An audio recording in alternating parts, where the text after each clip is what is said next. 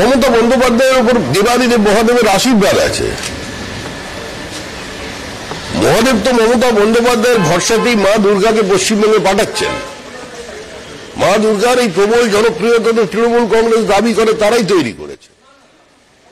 মমতা বন্দ্যোপাধ্যায় ভগবান, ভগবানই মমতা বন্দ্যোপাধ্যায়। উনি পঞ্জিকার ঊর্ধ্বে, উনি হিন্দু সংস্কৃতির পরম্পরা, ঐতিহ্য, বহমানতা সমস্ত কিছুর ঊর্ধ্বে।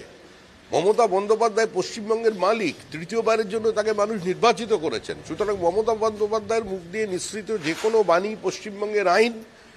আর মমতা বন্দ্যোপাধ্যায় যদি ঠিক করেছেন পিতৃপক্ষেই উনি দেবী দুর্গাকে আহ্বান জানাবেন, তাহলে জানাবেন। মমতা বন্দ্যোপাধ্যায় যদি বলেন 21 তারিখে মহালয়ার পরিবর্তে 22 তারিখ মহালয়া হবে, তাই হবে। সেটাই বঙ্গবাসীকে মানতে হবে। যতদিন মমতা বন্দ্যোপাধ্যায় আছেন উনি আমাদের গার্জেন, উনি আমাদের পালন করতে, উনি যেটা বলবেন সেটাই হবে। এর বাইরে কিছু হবে না।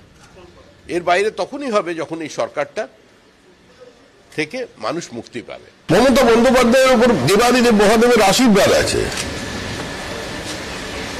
মহাদেব তো মমতা বন্দ্যোপাধ্যায়ের ভরসাতেই মা দুর্গাকে পশ্চিমবঙ্গে পাঠাচ্ছেন। মা দুর্গার এই প্রবল জনপ্রিয়তা তো তৃণমূল কংগ্রেস দাবি করে তারাই তৈরি করেছে। মমতা বন্দ্যোপাধ্যায় ভগবান, ভগবানই মমতা বন্দ্যোপাধ্যায়। উনি পঞ্জিকার ঊর্ধ্বে, উনি হিন্দু সংস্কৃতির পরম্পরা, ঐতিহ্য, বহমানতা সমস্ত কিছুর ঊর্ধ্বে। মমতা বন্দ্যোপাধ্যায় পশ্চিমবঙ্গের মালিক, তৃতীয়বারের জন্য তাকে মানুষ নির্বাচিত করেছেন। সুতরাং মমতা বন্দ্যোপাধ্যায়ের মুখ দিয়ে নিঃসৃত যে কোনো বাণী পশ্চিমবঙ্গের আইন। আর মমতা বন্দ্যোপাধ্যায় যদি ঠিক করেছেন পিতৃপক্ষেই উনি দেবী দুর্গাকে আহ্বান জানাবেন, তাহলে জানাবেন।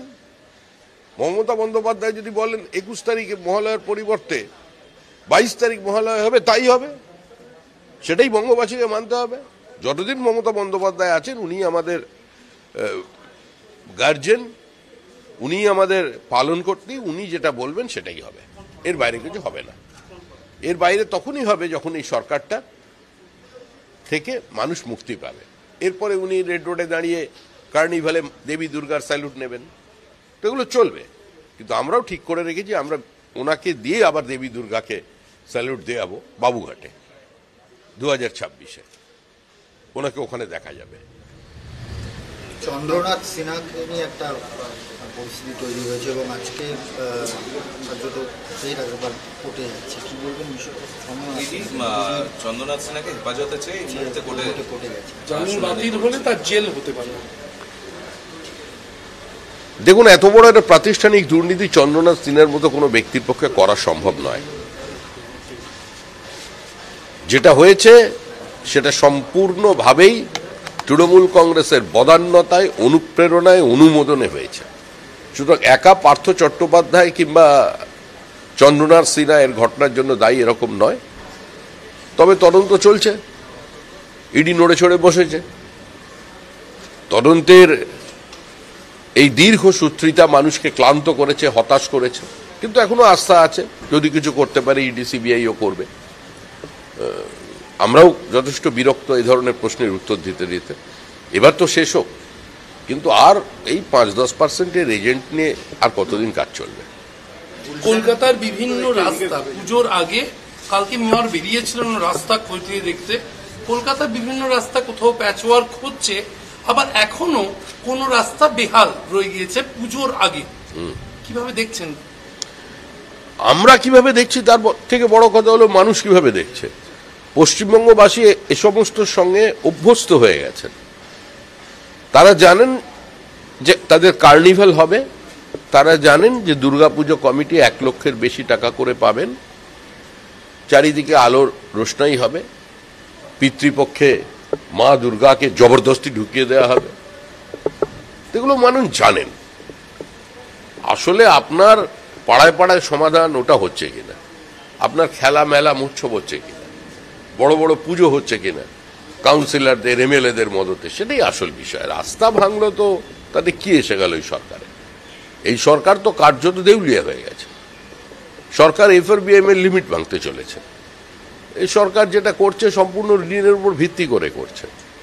সোশ্যাল ওয়েলফেয়ারের যে ফান্ড সেটা কত শতাংশ খরচা হয়েছে আর কোনটা অন্য জায়গায় সাইফন আপ করা হয়েছে সুতরাং কোনো আর্থিক স্বচ্ছতা কিংবা সামান্যতম সেখানে ডিসিপ্লিন এই সরকারের নেই।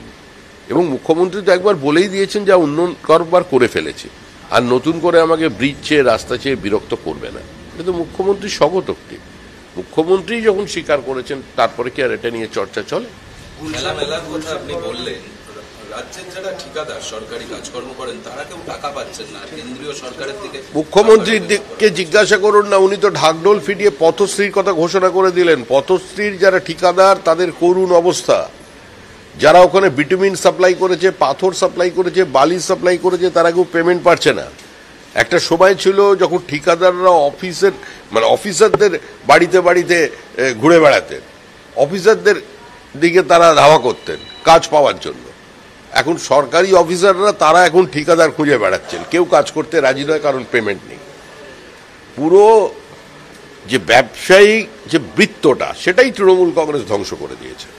H1 ভিসা, আইটি কর্মী যারা আমেরিকায় কাজ করতে যান তাদের জন্য আপনাদের দলের রাজ্য কমিটি কবে ঘোষণা হবে বা গুছিয়ে ওঠা কি গিয়েছে? সামনেই নির্বাচন, গুছিয়ে ওঠা গিয়েছে, সংগঠন গোছানো সম্ভব হচ্ছে? আচ্ছা, আমরা আমাদের সংগঠন গুছিয়েছি না গুছিয়েছি এটা তো সংবাদ মাধ্যমকে বলা যাবে না। আমাদের নিয়ে এমন চিন্তার কোনো কারণ নেই, দুশ্চিন্তাও একদম করবেন না। এক নিশ্চিত থাকবেন 2026-এর নির্বাচন তৃণমূলের বিসর্জন। এখন মমতা বন্দ্যোপাধ্যায় পিতৃপক্ষে দেবী দুর্গার চোখ এঁকে দিতে পারেন, প্রাণের সঞ্চার করতে পারেন, কিন্তু আমরা মাতৃপক্ষটা দেখেই করব। আগামীকাল মহালয়া আপনাদের একটি যুব ম্যারাথনও রয়েছে নরেন্দ্র মোদীর নামে, আপনি তর্পণেও অংশ নেন। আপনি যুব ম্যারাথনটা কোনো রাজনৈতিক কার্যক্রম নয়, সকলে মিলে যুব ম্যারাথন করছে। হ্যাঁ, আমাদের কর্মীরাও সেখানে অংশগ্রহণ করবেন। ফের রাজ্যে নাবালিকা খুন এবং নদিয়ায় 10ম শ্রেণীর এক ছাত্রীকে কুপিয়ে খুন করা। দেখুন, নদিয়া জেলার সম্পূর্ণ পরিস্থিতিটাই বদলে গিয়েছে। যেখানে সরস্বতী পুজোর সময় স্কুলের দেওয়ালে পোস্টার পরে যে মূর্তি পুজো বন্ধ করো, যেখানকার ডেমোগ্রাফি মোটামুটি ভাবে চেঞ্জ হয়ে গিয়েছে, এবং যেভাবে জেহাদি কার্যকলাপ বাড়ছে এবং তৃণমূলের আভ্যন্তরীণ দ্বন্দ্ব এবং প্রশাসনহীনতা বা প্রশাসনের সম্পূর্ণ রাজনীতিকরণ হয়ে যাবার পর সমস্ত দুষ্কৃতীরা ভয়মুক্ত হয়ে গেছে। এটা কেউ কখনো বলছে না যে তৃণমূলের আমলে বা তৃণমূল রেশনিং সিস্টেমের মধ্যে দিয়ে কোনো স্টিমুলেন্ট সবার কাছে পাঠিয়ে দিচ্ছে, কিংবা প্রত্যেক ঘটনার জন্যই সরকার দায়ী। কিন্তু সরকার এমন একটা পরিস্থিতি তৈরি করেছে যে যারা অসুস্থ মনস্ক মানুষ আছে, যারা অপরাধ মনস্ক আছে, সমাজ বিরোধী আছে, দুষ্কৃতী আছে, তারা মনে করছে এই সরকারটা তাদের সরকার। তারা ভয়মুক্ত হয়ে গেছে, কারোর আর ভয় নেই পুলিশকে দেখে।